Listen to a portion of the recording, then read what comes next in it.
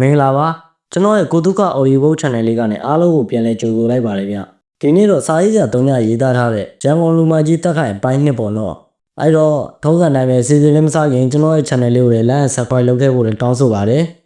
်ကဲစီစဉ်လေးစားလိုက်အောင်ဗျတောင်းလာမျိုးနဲ့ဝေဇန်နီယာလမ်းမပေါ်မှာရှိသောစားသောက်ဆိုင်ဒီဇိုင်းတဲ့သို့ညှင်းဆုပ်ဆုပ်ပစိုးကိုခတ်တွတ်တူဝတ်ထားသောလူကြီးတစ်ယောက်ဝင်လာလေတယ်အင်ကြီးခဏနှန်းကိုရင်မဟဝတ်ထားပြီးခမောက်တစ်လုံးကိုလည်းခက်ဆက်ဆိုင်ဆောင်းထားလေတယ်သူ့ပုံစံကိုကြည့်ပြီးအဲ့ကျိုလေးတွေမှာလည်းဂျိုးရမလားမောင်းထုတ်ရမလားမတဲခွဲတော့သို့တော့ဇပွဲတို့မှလေးတယောက်ကဦးလေးဗာများသုံးဆောင်မလဲရှင်စမှုရှစ်ပတ်ပြားရဲ့ရေခဲတပွဲရဲ့ကျဲဥမွေကျော်ရဲ့လုပ်ပေးကျဲဥမွေကျော်ကကြက်တို့မထဲဘူးနော်ဟုတ်ကဲ့ရှင့်အော်ရေတံမှုတူပါပဲဟုတ်ယနေ့ဘက်မို့စားသုံးသူများနဲ့စိတ်ကားနေလေတယ်အစုံဘက်ကကြောင်ကြကြဇပွဲလို့တစ်ခုကိုမရမကလိုက်ရှာကနေရန်ကိုကြောပေးအနေထားဖြင့်ထိုင်လိုက်လေတော့တယ်တောင်းဝင်ကြတယ်ဦးလေးမှားထားတာရပါပြီရှင့်အေးဒူမကြီးဒါနဲ့ဒူမကြီးတို့ဆိုင်မှာစလိတ်ဖတ်ကြမ်းရောလားဖတ်ကြမ်းတော့မရဘူးရှင့်ဖြူပဲရှိတယ်ရှင့်ဟုတ်လားအဲ့ဒါဆိုလည်းထားလိုက်ပါတော့ကွယ်ဦးလေးတောက်ချင်မျက်စောင်းလို့ကိုးရဆိုင်မှာဝယ်ပေးမယ်လေကောင်းတာပေါ့ဒူမကြီးရဲ့ကျေးဇူးတင်ပါတယ်ထိုလူကြီးမှပြောလဲပြောကပုံစားကိုဖြေလိုက်ကပတ်စံထုတ်လိုက်လေတယ်တသောင်းနဲ့အလိတ်ထဲကအကျွေလိုက်ချလေတော့တယ်မတွေ့ထို့ကြောင့်အာနန္ဒာနဲ့တသောင်းနံကိုသာပေးလိုက်ရတယ်ထိုကဇပွဲရုံးမလေးကစလိတ်တုတ်က900ပဲရှိတယ်ဦးလေးပြီးမှပေါင်းရှင်းလိုက်နော်သမီးဆိုင်ဝတ်ပေးထားလိုက်မယ်ဟုတ်ပြီဒူမကြီးကျေးဇူးပါပဲဟုတ်ရပါတယ်ရှင့်ဇပွဲရုံးမလေးရဲ့ဖော်ဝေပြူဟာမှုကိုထိုလူကြီးကသဘောကျလျက်ရှိပေတယ်ထိုလူကြီးမှတခြားလူမဟုတ်တက်ခိုင်ပေကြောင့်စာဘတ်သူတို့တီးပြီးဖြစ်ပေလိမ့်မည်ဝီစကီတစ်ခွက်ပြီးတစ်ခွက်တောက်လိုက်အမီးများစားလိုက်ဖန်ညားဖွာလိုက်ဖြစ်အချိန်တွေတစားပြီးတစားကုန်လာလေတယ်ည7 နာရီခန့်၌လူတော်ရှင်းသွားလေတယ်တက်ခိုင်ပါဝင်ဝိုင်းနှင်းငင်သာကြံတော့လေ၏ည9 နာရီဆိုင်မင်းမီဖြစ်တယ်သို့တော့တက်ခိုင်စားတော့လို့ကောင်းစေ9 နာရီထိုးတော့မီစပွဲတို့ကောင်မလေးကတက်ခိုင်ကိုလာတတိပေးတယ်ဦးလေးဆိုင်မိတ်တော့မယ်ရှင့်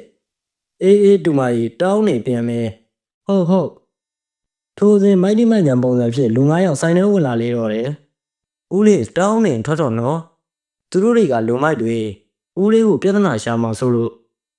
စပွဲတို့ကောင်မလေးကလေတန်လေးဖြစ်တက်ခိုင်ကိုတတိပေးရှာတယ်အေးပါဒူမကြီးဘေးယူလာခဲ့တော့တက်ခိုင်ကြားသိန်းသလောက်ရှင်းပြီးစပွဲတို့မလေးကိုမိုးဘိုးတောင်းတက်ပေးလိုက်တယ်ထို့နောက်ထိုင်ရန်ကထပြီးအညောင်းညာဆန်ကပစိုးကိုပြင်ဝဲလိုက်လေတယ်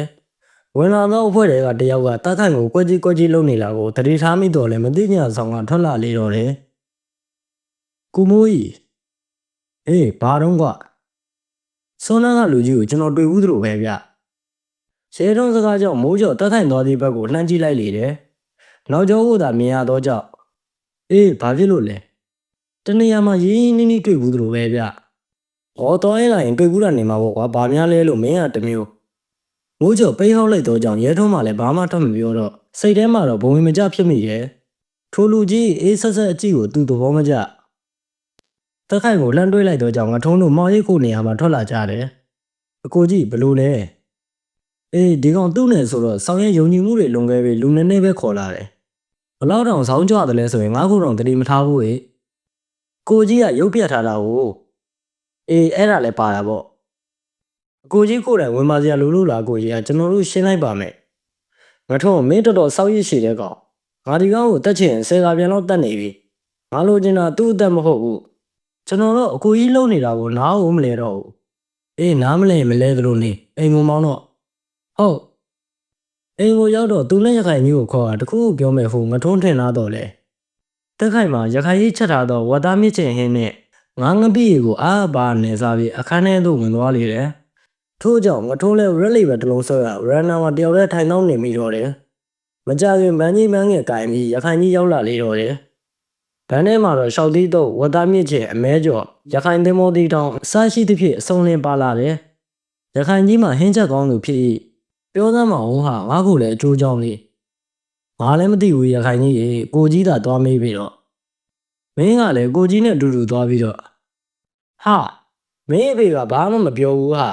ပြီးတော့ငါတို့ကိုတနေရာမှာဆောင်းခိုင်းလာပြီးတယောက်တည်းဘယ်သွားနေမှမသိဘူးငါမှသူ့ကိုစိတ်ပူနေတာကတမျိုးမထုံးရကိုကြီးကဒီတိုင်းပဲဥစ္စာမင်းမသာခံမှန်းပေါ်ဘာဖြစ်နိုင်မလဲဆိုတာကိုဘီဒါမှမဟုတ်တအူးတို့ဖွဲ့တဲ့အကြီးပိုင်းတွေကိုကိုကြီးဖြုံမယ်ထင်တယ်ကောင်းတာပေါ့ကွာငါလည်းကြည့်မရတာကြာပြီငါထုံးတွေးဆဆနဲ့ပြောလိုက်တယ် ငါတခုတတိထားမိတဲ့ရခိုင်ကြီးကဘာလို့လဲမင်းမမိသေးလားကိုကြီးခီးတခုထွက်မယ်ဆိုတာလေဟာအေးဟုတ်သားပဲဟာမင်းပြောမှငါတတိရတယ်သူမတော်ရင်ရှင်းစရာရှိတာတွေကိုများအပြတ်ရှင်းနေတာလားမသိဘူးအဲ့ဒါလည်းဖြစ်နိုင်တာပဲဟာပြီးတော့ဒီခီးနဲ့ပတ်သက်ပြီးအကိုကြီးငါတို့ကိုတခုမှမပြောပဲခြံထားတယ်လို့ခံစားမိတယ်ကွာရခိုင်ကြီးစကားကိုငါထုံးလဲအဲမလို့ထိုးတော့နှစ်ယောက်သားဆလိတ်ကိုစီဖွားကအပြင်ဘက်ကိုသာငင်းနေလိုက်ကြတယ်နောက်တစ်နေ့နဲ့မပြောမဆိုပြမျိုးစော်ပြုံးသားကြီးရောက်ချလာတယ်အကိုကြီးနိုးပြီလားတကားနဲ့စောင့်နေသောကောင်လေးတွေမှာမျိုးစော်ကိုကောင်းကောင်းသိနေတော့ကြောင့်အตาအရာပင်တကားဖွင့်မေးရင်မနိုးတော့သေးဘူးကိုထုံးတော်ထားတာမတွေ့သေးဘူးကိုရခိုင်ကြီးကိုရခိုင်ကြီးကအစိုးရကလေးကနိုးနေတာအကိုကြီးအတွက်သမင်းကြော်နေတယ်ကိုရခိုင်ကြီးကိုသွားခေါ်ကွာငါအိုက်ခန်းထဲကစောင့်နေမယ်ဟုတ်ကိုမျိုးစော်ချာတေးရိုးတွေရခိုင်ကြီးကိုသွားခေါ်နေတယ်လို့မျိုးစော်လည်းခန်းထဲမှာစောင့်နေလိုက်တယ်တောင်းနေတော့ရခိုင်ကြီးရောက်လာတယ်မျိုးစော်စောကြီးထူးထူးဆန်းဆန်းပါလားဘာဖြစ်လို့လဲကိုကြီးတတင်းနေပွားနေတယ်ကိုရခိုင်ကြီးသူ့ကိုပြောပြမှဖြစ်မယ်ဘာတတင်းတော့ဟာသွားတာခေါ်လိုက်စမ်းပါဗျာဟာမင်းမမင်းသွားတော့ငါတော့မနိုးရဲဘူးရခိုင်ကြီးရဲ့စကားအဆုံးဘာဖြစ်နေတာလဲကွာစောစောစီးစီးတက်ခိုင်စကားကြောင့်ရခိုင်ကြီးရောမျိုးစော်ပါလက်ကားတိတ်ကိုပြန်လူလှမ်းကြည့်လိုက်၏ကိုကြီးနိုးပြီလားနိုးပြီဘောဟာမင်းတို့ဒီလောက်ဆူညံနေတာမျိုးစော်ကြီးချနေလို့ကိုကြီးရခိုင်ကြီးစကားကြောင့်မျိုးစော်စိတ်ထဲမှာပြပြနေနေဆဲမိလိုက်တယ်ကြီးချတယ်ပဲရှိရသေးအကိုကြီးတတင်းနေပွားနေရဲ့ဟုတ်လားပြောသမ်းမအောင်ကဘာတွေပွားနေရလဲတက်ခိုင်ပြောဆိုမျိုးစော်နဲ့မျက်နှာချင်းဆိုင်ဝင်ထိုင်လိုက်တယ်မင်းညအကိုကြီးတောင်းလာတဲ့ရောက်နေတာမိုးကြော်တို့ဖွဲ့တစ်ဖွဲ့လုံးတည်သွားပြီတင်ငန်းမျိုးဘက်မှာကျွန်တော်ချလေးတွေရှိတယ်သူတို့ဖုံးဆက်ပြောတာပြီးတော့ဟိုကောင်သူ့လူတွေကိုတောင်းလာတစ်ခွင်မှာတန်းလန့်ထားတယ်တဲ့အဲ့တော့ဘာအဲ့တော့ရမှာလဲအကိုကြီးကအဲ့ဘက်မသွားနဲ့တော့စွန်စားလို့ရကြနေတယ်မျိုးစော်ငါမင်းကိုဘာစုံစမ်းခိုင်းတာလဲဒွေးလေးအကြောင်းမှတ်လားဆက်ပြောလောလောဆယ်129နဲ့မှကျွန်တော်တို့ဝင်မရဘူးဘာဖြစ်လို့လဲဒီကောင်လေးကထိတ်ကောပိတ်ကောအလဲကောအကုန်ဆို့လာလားအဲ့ဒါမင်းကြက်လေကွာမင်းတာဝင်မင်းလို့သူတို့လာရှာတာကိုမစောင့်နဲ့မင်းကအရင်ဦးအောင်ရှာဟုတ်ကိုကြီးလည်းဇွတ်တီယိုမလုံးနဲ့哦တခုခုဆိုကျွန်တော်တို့ကိုလည်းပြောပါဦးအေးပါစိတ်မပူပါနဲ့မင်းတာဝင်တာမင်းအောင်ဆိုင်ဟုတ်ဒါဆိုရင်လည်းပြီးကောတောင်းနေတော့မျိုးစော်တို့ထားပြန်သွားသလိုငထုံးလည်းနိုးလာတယ်ရေမိုးချိုးမျက်နှာတည်ပြီးနောက်ငထုံးမနှက်စာစားလေတယ်ငထုံးဗျာဒီနေ့ဘယ်သွားကြရရှိသေးလဲဘေးအောင်ဘက်တော့ခဏသွားကြရရှိတယ်ကိုကြီးဘာကိစ္စလဲတယောက်တည်းပဲလားဟုတ်တယောက်တည်းပဲသွားတော့မယ်တော်လာတာဂေးဥဆိုင်အောင်ကွာဟုတ်ကိုကြီးစိတ်မပူပါနဲ့အဲ့ဒီဘက်မှာကျွန်တော်ကောင်လေးတွေရှိတယ်အေးအပြင်ထွက်သွားတော့ငထုံးရဲ့ကြောပြင်းကိုကြည့်ရင်ရင်းနှီးချမ်းကိုဖူးခွင်းထဲမုတ်တော့ကတက်ခိုင်တစုံတစ်ခုကိုတွေးနေတယ်မကြခင်ရခိုင်ကြီးရောက်လာလေဤကိုကြီးအာဝါရီဝိုင်းတွေကငွေစီရင်အေးချတာကွာဒါနဲ့ရခိုင်ကြီးဗျာငထုံးတစ်ခုထူးခြားနေတယ်လို့ငါထင်တယ်ငါ့ကိုမလိမ့်နဲ့အမှန်တမ်းပြော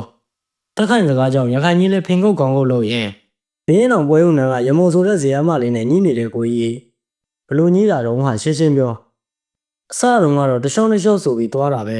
နောက်တော့ကောင်မလေးကိုတနာလို့ဆိုပြီးဒီကောင်ကယူချင်နေတာအကိုကြီးကိုမပြောရဲလို့တဲ့ယောက်ျားလေးတဘာဝနှာဦးထားတာထားပေါ့ကွာအခုကဆောက်ယူထားနေတာဟိုကလူပေါင်းစုံနဲ့ဆက်ဆက်နေတာဘာယောဂရှိလို့ရှိမှမသိစောက်အုံနောက်ကိုမရှိဘူးရခိုင်ကြီးလည်းတက်ခိုင်စကားကြောင့်တပြင်းသာအသာကြိတ်ချ၏ည7 နာရီကျော်ပြီမထုံးတယောက်ရမုံနဲ့တနေကုန်နေပါရမုံနေတိုင်းအခန်းကြီးလေးထဲမှာချက်ချင်းရဲ့အနှစ်သာရတွေကိုလက်တွေ့ကြဖော်ဆောင်ပြီးနောက်အိမ်မြန်ရန်အတွက်ကားပတ်ငင်ထိုးရာဘေးနောင်တရားအုပ်ကိုရှောက်လာခဲ့တယ်ထိုးစဉ်တရားမုံရေးအောက်ကဆေးသွင်းနေဟန်တူသောငနဲ့တက်ရငထုံးကိုဝိုင်းလာတယ်တယောက်တော့သူကခါးကြားရဲ့ဓမြောင်ထုတ်ပြီးအဲ့ကောင်မင်းရဲ့ဖုန်းနဲ့ပတ်စံရင်ပြီးစောက်ယူလို့စောက်ဘောလို့မလုံးနဲ့မင်းတို့ကောင်ကိုတက်ပြီးလောင်းဖြောက်တိုင်းဘယ်သူမှသိမှာမဟုတ်ဘူးခက်ကြည့်ပြီးရန်ကုန်မြို့ရဲ့ဒိတ်ဒိတ်ကျလူမိုက်ကူမှာဓမြလာတိုက်ရတဲ့ငနဲ့တစုမထုံးဘာမှပြန်မပြောပဲခက်တစ်တီပြန်ကြည့်လိုက်တယ်ထိုကဘေးနားအကောင်ကအဲ့ကောင်မကြည့်နေတာလဲဟုဆိုတာငထုံးကိုပြေးထိုး၏ငထုံးချစ်တလန်းရှိတူ၏ထိုလူလက်သီးကိုဘယ်ဘက်လက်ဖြစ်ကားလိုက်ပြီးရင်းညွန်းတက်ကိုလက်သီးဖြင့်နှစ်ချက်ဆင့်ထိုးလိုက်တော့ကြောင့်အိုငနဲ့အတန်ဖြစ်ကခွခွလေးလဲကျသွားတယ်ထိုကနောက်ကမှရက်နေသောကောင်ကပိုက်လုံးပြဖြောင်းဝန်းနေမိအောင်ဝင်ရိုက်တယ်ငထုံးမျက်လုံးနဲ့ဂျယ်ရီလာတွေမြင်သွားလေ၏ဓမြောင်ကိုင်နာသောကောင်ကတော့ခုထိကြောင်တော်ဖြစ်နေစေဘာဝင်လို့ရမှန်းဝင်သည်အသားနာသွားသောကြောင့်ငထုံးလူစိတ်ပြောက်သွားလေတယ်ပေါင်မဒူးစုဖြင့်အမြဲဆောင်သားလေးရှိသောစကီဘာကိုဆွဲထုတ်ကတမိုင်းနဲ့ဝင်ရိုက်သောကောင်ကိုစင်ကထိုးနေသည်မှာဘယ်နှချက်မြောက်မှန်းတော့မသိတော့ပေတကူလုံးနဲ့သွေးများရွှဲနေပြီးအော်ဇန်ဟိတ်တံများကြောင့်ဘေးမှာလူများဝိုင်းလာတော့မှတတိဝင်လာလေတော့တယ် ကိုထွန်းကျွန်တော်တို့ကတော်တော့အကိုထွန်းစူညံပူညံအတန်တွေကြောင့်လာဆက်စုရင်ငထုံးကိုတွေးလိုက်တဲ့ဖြစ်ဘေးအနောက်ပိုင်စားတွေဝိုင်းတာတော့မှငထုံးရက်သွားလေ၏တစ်ဆက်တည်းလူအုပ်ကြီးကိုကိုနီးကိုဝိုင်ဖြစ်ဖြည့်ရှင်းလိုက်ကငထုံးကိုစားသောက်ဆိုင်တစ်ခုလည်းခေါ်သွားကြတယ်လူအုပ်ဆိုဒီမှာလည်းအိုက်ပဝင်းကျင်ကလောကသားတွေများဖြစ်၏အဲ့ကောင်အဲ့ဒါဘယ်ရမေးလို့လေငထုံးဒေါသကမပြေသေးနောက်စီမှာလည်းတမိုင်းနဲ့ရိုက်ခံရသောကြောင့်သွေးများတစ်စက်စက်ကျနေလေတယ်ဖိုးသမားတွေပါကိုကြီးကိုမသိပုံထောက်ရင်ဒီလောကထဲရောက်လာတာမကြသေးဘူးကျွန်တော်လိုအပ်ချက်တွေပါကိုကြီးကိုကျွန်တော်တောင်းပန်ပါတယ်ဒီကောင်နဲ့ငါးစီခေါ်လာခဲ့ကွာတကောင်ကတော့ရှိုးသွားပြီကိုကြီးအေးမရှိုးတဲ့ကောင်ကိုခေါ်လာခဲ့တိတ်မကြခင်ဘင်းအောင်ပိုင်စားမဲကြီးရဲ့ခြားလေးတချို့ဟိုးနှကောင်ကိုဆွဲခေါ်လာလေရဲ့တစ်ဆက်တည်းဘဲကတရင်ကြားလာလဲတော့မသိရမုံမှာရောက်လာတယ်အခုသွေးတွေထွက်နေတယ်ဒီတိုင်းမနေနဲ့လေပြောလဲပြောတခါတည်းပါလာတော့အထုပ်ကိုပြီးကငထုံးကိုကြမ်းကြမ်းလာဆေးတဲ့ပတိစီးပေးနေလေတယ်ငထုံးချင်းမိတီမှာလည်းအပြစ်မဆိုတာထိုကလေးမသည်ဘာကြီးဖြစ်ဖြစ်ဘယ်တော့မှမကောင်းမပြောတတ်ငထုံးလိုအပ်မဲ့တင်တဲ့အရာတွေကိုသူ့သဘောနဲ့သူအလိုက်တသိဖြည့်ဆည်းပေးတတ်တယ်အဲ့လိုဖြည့်ဆည်းပေးလို့လည်းအခွင့်အရေးတစုံတရာဘာမှမတောင်းဆိုပါအကယ်၍ငထုံးကြောင့်သူမတစုံတစ်ခုပြည့်ခဲ့မယ်ဆိုရင်တော့လူမိုက်ကြီးတယောက်ကိုတည်တည်ရဲနဲ့ချစ်မိတဲ့အတွက်မိမိကိုယ်ကိုယ်သာပြည့်တည်မိလူသားမျိုးဖြစ်တယ်မင်းတို့ကဘယ်ကလဲငထုံးမေးလိုက်တော့လည်းဘယ်သူမှပြန်မဖြေကြောင်စီစီမျက်လုံးများဖြင့်ငထုံးကိုပြန်ကြည့်နေကြ၏ငထုံးသဘောပေါက်လိုက်တယ်ထို့ကြောင့်မဲကြီးဗျာကိုထွန်းအဲ့နှကောင်ကိုဖြူနေနေပေးလိုက်ပြီးရင်အဲ့နှကောင်အကြောင်းစုံစမ်းပြီးလာအကြောင်းကြားအကိုကြီးတက်ခိုင်မင်းကိုဂွင်းတစ်ခုခုတော့ပြန်မေးလိုက်မယ်အေးဂွင်းလိုချင်းစောနဲ့မဟုတ်ကားရတော့လာမပိုးနဲ့ကွာဟုတ်လားအတော့မတည့်ရင်တော့ဖြော့လိုက်ဟုတ်ကျွန်တော်စုံစမ်းကြည့်လိုက်ပါမယ်အေးမဟုတ်မဟတ်တွေလာရင်တော့မင်းသိပဲနော်လောလောဆယ်မင်းသိတော့မှာငထုံးစကားဆုံးမဲကြီးဘာမှမပြောခင်ငထုံးနောက်ဘက်မှအတန်ထွက်လာခြင်းဖြစ်တယ်ရခိုင်ကြီးတန်မှန်သိတော့ကြောင့်ငထုံးထိတ်ကနေဖြစ်ကလှမ်းကြည့်မိလိုက်တယ်ထင်သည့်အတိုင်းရခိုင်ကြီးအနောက်ဘက်မှာတက်ခိုင်ကအုတ်ခုံကိုဖင်ခုကအခန့်သားကြီးထိုင်နေလေတော့တယ်ဘယ်တော့ကလေးကရောက်နေတယ်လဲတော့မသိဟာအကိုကြီးဘယ်တော့ကရောက်နေတာလဲဗျအဲကောင်မင်းစောက်ဖို့လည်းမပြောနဲ့တနေကုန်ဖုန်းကုန်များမက်ဆေ့ဖို့များနဲ့လီးလုံနေရလားတက်ခိုင်ကိုယ်တိုင်ရောက်လာတော့ကြောင့်မဲကြီးတို့ဘွဲ့လည်းပြာခတ်သွားတယ်ထိုင်ကုန်မှာထိုင်နေသောသူများကမတက်ရက်လိုက်သလိုဘဲဘက်ချမ်းကလူများလည်းညာဘက်ချမ်းရွှေ့လိုက်ညာဘက်ချမ်းလူများလည်းဘဲဘက်ချမ်းရွှေ့လိုက်နဲ့လုံများသွားလေတော့တယ်မင်္ဂလာပါကိုကြီးလီးကိုမင်္ဂလာပါလားမဲကြီးတို့ရှိနေတာတော့ငထုံးကောင်းဝဲတယ်ဆိုတော့မင်းတို့ဘလို့ပိုင်စားလဲတက်ခိုင်စကားကြောင့်မဲကြီးမျက်နှာမှာဈေးရလောက်တာရှိတော့တယ်တောင်းပန်ပါတယ်ကိုကြီးကျွန်တော်လည်းအရင်ကဒီကောင်လေးကိုမမြင်ဘူးအစ်ရောက်လာတဲ့ဘိန်းစားတွေထင်တယ်အစ်ရောက်လာတဲ့ဘိန်းစားတွေဟုတ်လားအဲကောင်လေးလက်ဖြန့်ကိုလက်ကြည့်စမ်းကွာ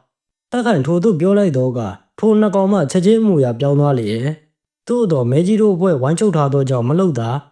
ာမဲကြီးလည်းချက်ချင်းလက်ဖြန့်ကိုလှမ်းကြည့်လိုက်တော့ကငယ်စဉ်ကြည့်လိုက်ထိုးထားသောကျဲသုံးလုံးကိုတွေးရတယ်မဲကြီးသဘောမပေါက်သို့တော့ငထုံးကတော့မျက်မှောင်ကျုပ်လိုက်၏ကိုကြီးကျဲသုံးလုံးဆိုတာမြောက်ရီရှုပ်ကုတ်ကိုရမလားအေးဟုတ်တယ်လေဒီကောင်လေးဘလို့ဖြစ်ပြီးဒီဘက်ကိုရောက်လာတာလဲလဲဆက်ကကောင်လေးဒီမလာဘူးလို့မင်းကိုဘယ်ဖျားဟောတာလို့လဲတက်ခိုင်စကားကြောင့်ငထုံးမှပါဇက်ပိတ်သွားလေတော့တယ်ဆက်ပြောနေအစဲထန်ရတော့မီစိတ်ထဲမှာတော့တွေးရများစွာဖြစ်ကျဲသုံးလုံးဆိုဒီမှာပတ်စံရရင်လူရောခွေးရောပါမကြအကုန်ရှော့မြင့်နာမည်ကြီးကျေးစားအဖွဲ့ဖြစ်၏ငထုံးမင်းရခိုင်ကြီးနဲ့လိုက်မင်းကားကိုခြားတဲ့တယောက်ကိုမောင်းခိုင်းလိုက်ဟုတ်ကိုကြီးငထုံးလည်းရမုံကိုတစ်ချက်ကြည့်ကကားပေါ်တက်သွားလေတယ်တက်ခိုင်လည်းကဲကဲသလိုတစ်ချက်လမ်းကြည့်လိုက်တော့ကြောင့်ရမုံမှာခေါင်းသာငုံလိုက်ရတယ်နောက်နေ့နဲ့ဟဲ့ကောင်ငထုံးဗျာကိုကြီးမင်းဘာဆောင်ကျိုးချိုးနေတာလဲဘာလို့လဲကိုကြီးဟာမင်းနဲ့ကလေးမနဲ့ကဘလို့လဲငထုံးဘာမှပြန်မဖြေငါကမင်းတို့ရည်စားထားတဲ့ကိစ္စအထိပါနေတာမဟုတ်ဘူးကွာဒါပေမဲ့မင်းလောက်ကဘာလုပ်လဲဆိုတာမင်းမသိဘူးလားဒီလောကတွေဝင်မယ်ဆိုရင်တန်ရုံးစင်အနောက်ဘက်တွေကမင်းကိုဒုက္ခအရောက်နိုင်ဆုံးရန်သူလို့ငါပြောထားတာမင်းမေ့နေပြီလားကျွန်တော်ကိုကြီးပြောထားတာကိုမမေ့ပါဘူးဒါပေမဲ့ तू ကအရန်တနာဖို့ကောင်းတယ်ကိုကြီးမရောက်သိမယ်ဒီဘွားလေးကိုရောက်လာခဲ့တာအဲ့ကောင်မင်းစောက်ပတ်သက်ပိတ်ထားလိုက်တော့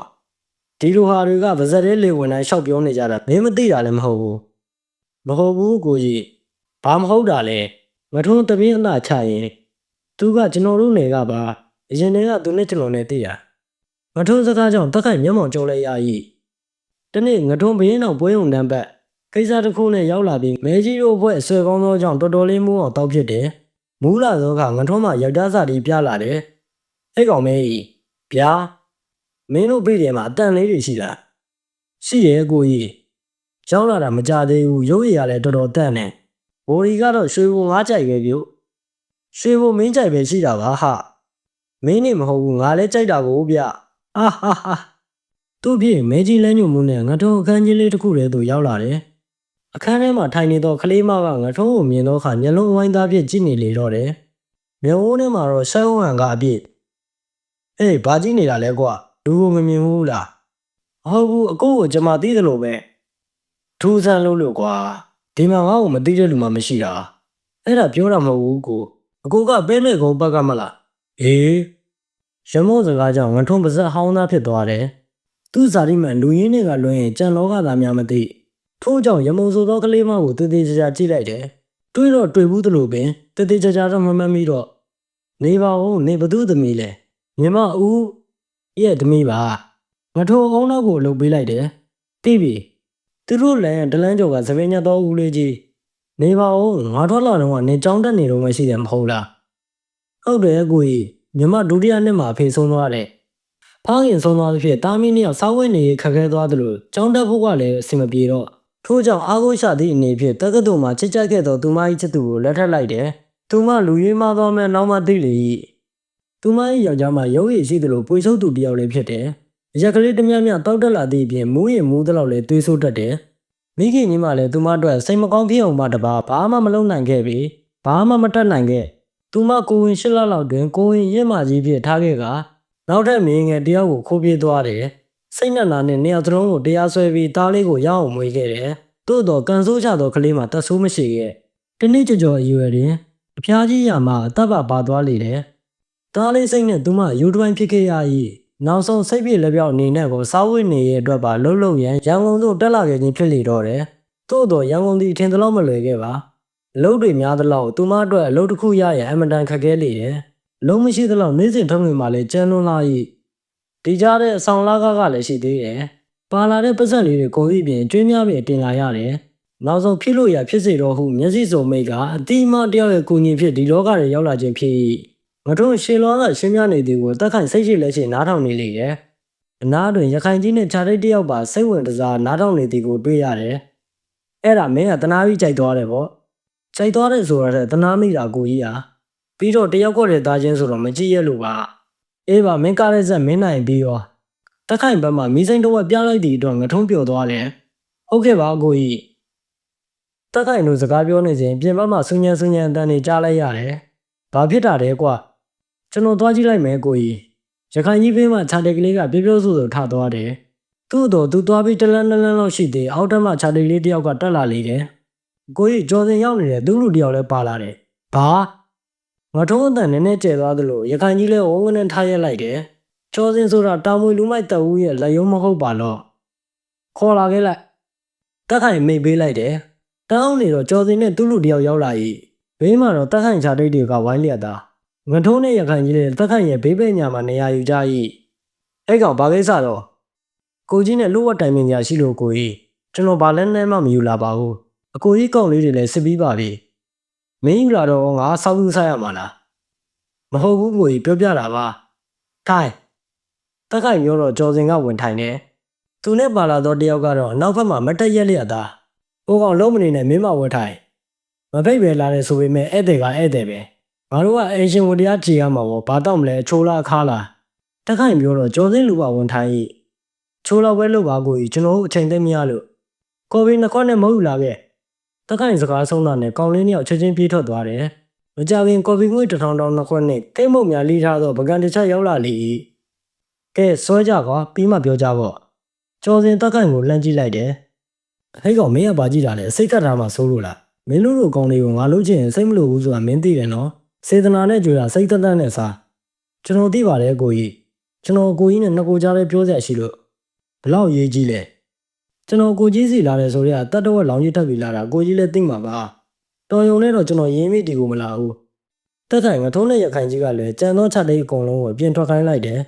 တစ်ဆက်တည်းကြော်စင်နဲ့ပါလာတော့ကောင်လေးကိုလည်း respect ရအပြင်မထုတ်ပဲထားလိုက်၏ကောင်လေးဦးသာသုံးလုံးလိုက်တော့လဲဘောင်ဝင်တန်းဝင်လူမိုက်တယောက်ရဲ့ဟိတ်ဟန်တော့ပြည့်ရှိလူကုန်ရှင်းသွားတယ်ကြော်စင်လဲတက်ခိုင်ညိုညင်မှာဆိုလို့ကော်ဖီနဲ့မုတ်ကိုဘိုင်းမစာတော့လဲယူစားလိုက်တယ်ပြောကြော်စင်ဘာကိစ္စလဲကျွန်တော်ဒီလိုလုပ်ချင်တယ်ကိုကြီးကြော်စင်သူ့ရဲ့ပလန်တွေကိုတစ်ခုချင်းချပြ၏ငထုံးကတော့သတိမပြတ်နားထောင်နေတယ်ဒီလောကသားတွေဆိုတာတစုံတစ်ယောက်ပြောတာကိုနားထောင်ပြီးဖီးတက်နေလို့မရ မျက်ရည်ချူုံမကလို့မျက်ရည်ဘူးသီးလောက်ဝဲကြောက်အောင်ပြအောင်တော့ရုံသင်းမယုံရပေမည်နှုတ်မှုဆိုနောက်ကျောကိုဓာတ်နဲ့တိုးမဲ့ကောင်တွေကဒူးနဲ့တေးဒီအတွက်မင်းဘက်ကငါ့ကိုဘာပြန်ပေးမှလဲကျွန်တော်ဘာပြန်ပေးမှလဲဆိုတာထက်ကိုကြီးနေမီပူကျဲသွားမှာပဲလေတခုတော့ကျွန်တော်ကိုဂရီပေးပါကျွန်တော်တို့အချင်းချင်းနားလည်မှုရှိရှိဆက်သွားမယ်ဆိုတဲ့ဂရီ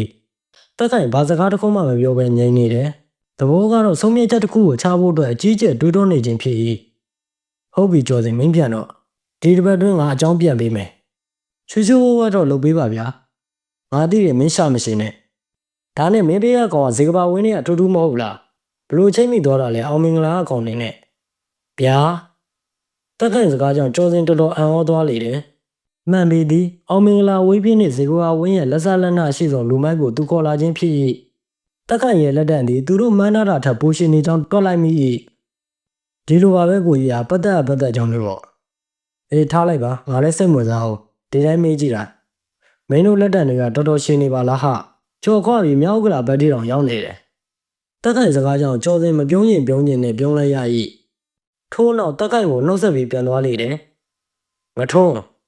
ဖြာမင်းလောလောဆယ်ဘူးဒီလီတို့ခံထားရတယ်ဆိုတော့ခေါင်းရက်ခွဲခံရတာကိုဆိုလိုချင်းဖြစ်နားလိုက်ရောရခိုင်ကြီးမင်းနဲ့ပီတာနောင်ကိုတော့ခေါ်တပတ်ကမဖြစ်မနေစီဝေးရှိတယ်လို့ဟုတ်ကိုကြီးဒါနဲ့ဒလာဘက်ကကိစ္စတွေကတော့ဒလာဘက်တွင်လည်းတက်ခိုင်အင်မာယာကိုတဖြည်းဖြည်းချက်တွင်နေလေတယ်ဒလာသည်အာဝရီလိုဝိုင်းမျိုးကြီးကျယ်လို့ဖို့ကောင်းဆုံးနေရာဖြစ်ရန်ကုန်မှလောင်းကစားဝါသနာရှင်ဘောစီတော်တော်များများဒလာဘက်သို့သွားလေးရှိ၏တွန်တေးဒလာဘက်ချမ်းတွင်ပိုင်စားဟု၍တသက်မမဲ့မရှိသို့တော့ကိုစားဝင်းနှင့်စောမြအောင်တို့မှာဩဇာတော်တန်ကြီးသောနိုင်ငံလူမိုက်များဖြစ်၏စောမြအောင်သည်ကရင်လူမိုက်ဖြစ်တဲ့ကဲ့သို့ပြည့်သားလှုပ်ဆောင်နေနေရာတွင်လည်းနာမည်ကျော်ကြားသူတစ်ယောက်ဖြစ်၏သို့တော့အာနာပိုင်အတိုင်းဝဲဝင်ဆက်မှုကတော့တက်ခိုင်နေရှင်မရဤချက်လက်တွေနှင့်နှစ်ဦးကျိုးတူညှိနှိုင်းရန်တက်ခိုင်ဒလာဘက်ချမ်းသွားခြင်းဖြစ်၏သို့တော့ဂျားထဲမှာကိစ္စပေါ်လာသဖြင့်ရခိုင်ကြီးကမေးလိုက်ခြင်းဖြစ်၏ကြားပါတယ်ကွာမနေ့ကပဲငါတို့ဟိုဘက်ကန်းသွားမယ်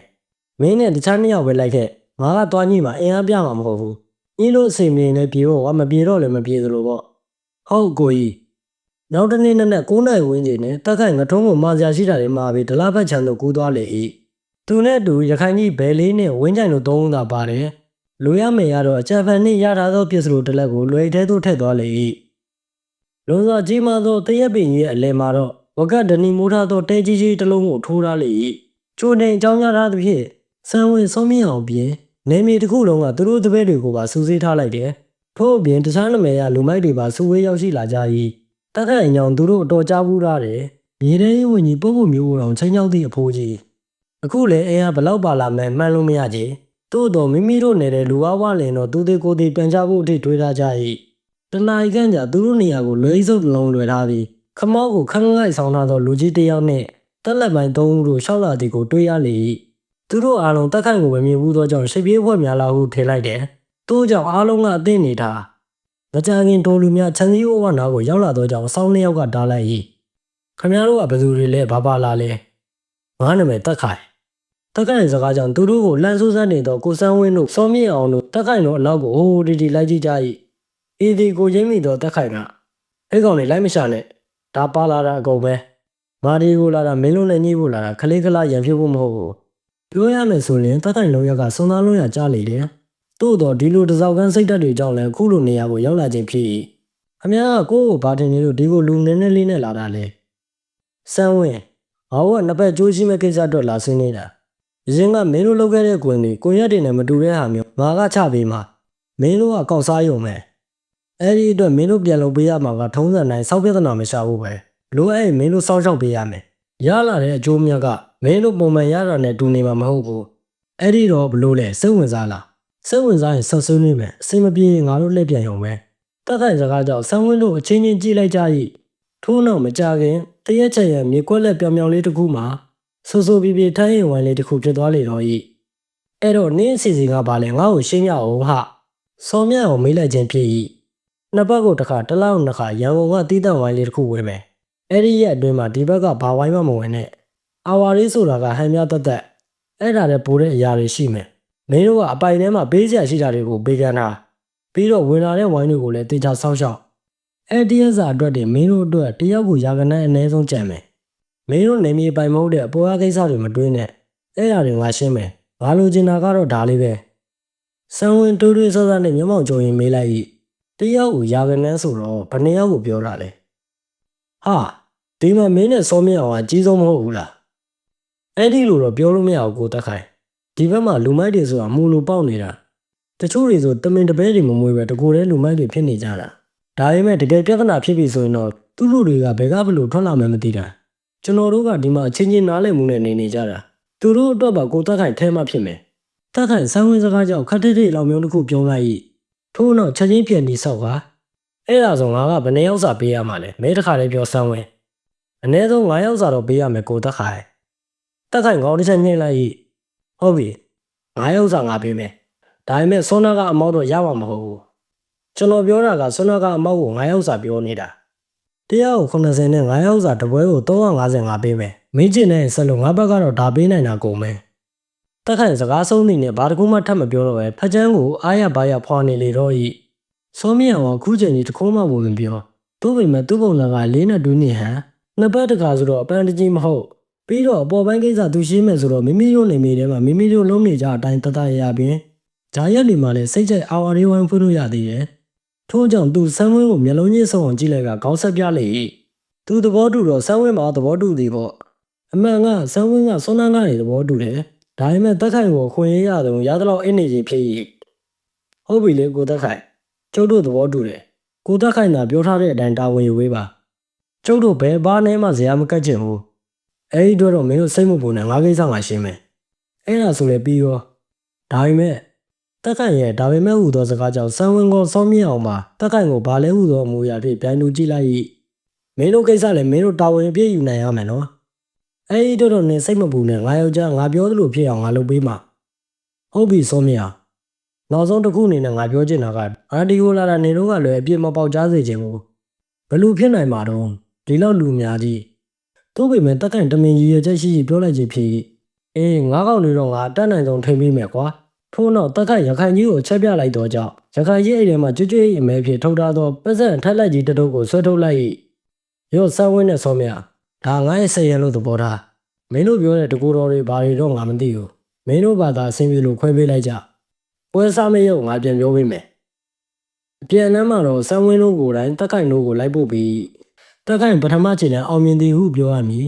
ဒီလိုဝိုင်းလောက်ကပတ်စံကိုသူ့အနေနဲ့မက်လောက်စရာမရှိနောက်တစ်နေ့နဲ့မျိုးစော်တို့ပီတာတို့မဲကြီးတို့အစရှိတဲ့အပိုင်သားတွေအပြင်သူတို့ရဲ့ចောင်းသားတွေပါအကုန်လုံးရောက်လာတော့ကြောင့်တက်ခိုင်အိမ်ထဲအမြင်မှာလူအုပ်ကြီးကမြင်မကောင်းကထိန်လူလာစားကြသည်နေပင်တူနေလေတော့ဤဟဲ့ကောင်ကထွန်းဗျာကိုကြီးမင်းအစည်းအဝေးနဲ့လူဝယ်မဖိတ်လာတာလားတက်ခိုင်စကားကြောင့်ကျန်သူများကပြုံးစည်းစည်းဖြစ်သွားလေတယ်ငထွန်းလဲရီကျဲကျဲနဲ့မသိဘူးလေကိုကြီးကအရေးကြီးတယ်ဆိုတော့ကျွန်တော်လည်းအကုန်လုံးကိုတက်လန့်ထားလိုက်တာဒီလိုပဲဟဲ့ကောင်နေမင်းတို့ချလိုက်တယ်ကိုမြန်လို့မင်းတို့ပဲနေခဲ့လုံးမို့ဆိုလူစုလူဝေးလုံးနဲ့ငါထောင်ချနေအောင်မယ်တက်ခိုင်စကားကြောင့်မကြမီလူရှင်းသွားတယ်လူရင်းတွေလောက်သာကြံလေတော့ဤတောင်းနေစေဝေးစမယ်တက်ခိုင်ပြေပြောဆိုဆိုပေါ်ထက်တက်သွားလေတယ်ရခိုင်ကြီးသူ့ဘေကခြာတိတ်တယောက်ကိုတွတ်တွတ်မှနေလေတော့ဤတခြားမဟုတ်တက်ခိုင်သည်ပုံမှန်ချိန်တွင်အရက်ကိုယူနေချမ်းတော့တာသဘောထားကတောက်တတ်တော်လဲရေးကြီးကိစ္စတစ်စုံတရာရှိရင်လုံးဝမတောက်တော့ပေထို့ကြောင့်လက်ဖက်နဲ့မုံများသာချရင်မာကြားနေခြင်းဖြစ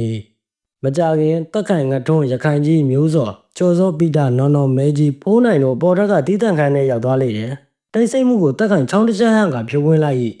တဝူးเจ้าကိုမင်းတို့ဘာကြားထားသေးလဲဘီဘီယာကောင်လေးနဲ့ဂျိုင်းနေတယ်လောက်ပဲကြမ်းပြင်းသိထားသေးတယ်ပီတာကထားပြောချင်းဖြစ်၏ကျန်တဲ့ကောင်တွေကမင်းတို့ဘာသိထားသေးလဲဘယ်သူမှဘာမှပြန်မဖြစ်တောင်းကြတော့မှအမတန်စကားနဲ့တော့ကြော်စောကထပြော၏ကျွန်တော်သိရသလောက်တော့ကိုတအုပ်မူမမှန်တာကြားပြီဘာစီဘာထာမှကိုမရှိတော့တာဘာကြောင့်လဲဆိုတော့ကျွန်တော်လည်းမသိဘူးကြော်စောစကားကြောင့်ငထုံးနဲ့ရခိုင်ကြီးတယောက်မျက်နှာတယောက်ကြည့်လိုက်တယ်ထိုးစဉ်တက်ခိုင်ကြီးကစကားတန်ထွက်လာ၏တအုပ်ကလူကြီးမှာရှင်သားလို့ကောင်းတဲ့ကောင်မဟုတ်တော့ဘူးဒီကောင်လူတက်တဲ့ထားငါမပြောလို့မရင်းချင်းနဲ့ဒါကတော့လွန်နေအဲ့ထက်ပိုလူနာကတော့အဖွဲသားရဲ့ညီမကိုတော့မတင်းချင်းလိုက်တာပဲမင်းတို့ကောင်လေးဆိုရင်ရောဘလို့နေမလဲတခိုင်စကားကြောင့်တီးပြီးသားဖြစ်တော့ငထုံးနဲ့ရခိုင်ကြီးကလွယ်ကြံသောသူများမှလှုပ်လှုပ်ရဖြစ်လာ၏နော်မျက်နှာဆိုရင်ဒေါသကြောင့်နေမြန်းလျက်ငါတို့ကမရိုင်းနဲ့ဒါပေမဲ့မယုံပါဘူးဟုတ်တာအောင်မယုံတာအောင်ငါတို့အကုန်လုပ်ကိုတယ်ဒါပေမဲ့ငါတို့အောက်တန်းမကြဘူးငါပြောတာဟုတ်တယ်မဟုတ်လားမင်းတို့ကောင်လေးဖြစ်ဟုတ်တယ်ကိုကြီးအခုငါပြောမှတေချာနားတော့ ငါထုံးရခိုင်မိုးကြောဘူးမပြတ်ဆုံးစမ်းပြီးတာနဲ့ကြော်စောတအုပ်ဘယ်ရောက်နေပြီလဲဘာလို့နေလဲငါအသေးစိတ်သိချင်တယ်မဲကြီးမင်းကောင်းတွေကလက်ရွေးစင်နေစုလားမင်းတို့တစ်ဖက်ကကူးစရာရှိတယ်ကျွန်တော်ကရောနောင်ကထားမေးချင်းဖြစ်မင်းနဲ့မျိုးကျော်ကငါနဲ့လိုက်ခုတ်ရမှာဟုတ်ကဲ့ပါခင်ဗျာဒီနေ့တင်ဆက်ပေးသွားတာတော့တက်ခိုင်အပိုင်းနှစ်ဖြစ်ပါတယ်နောက်ရက်တွေများမှလည်းတစ်တွေကိုနားဆင်ဖို့ကျွန်တော်ရဲ့ channel လေးကို like and subscribe လုပ်ခဲ့ဖို့လည်းတောင်းဆိုပါတယ်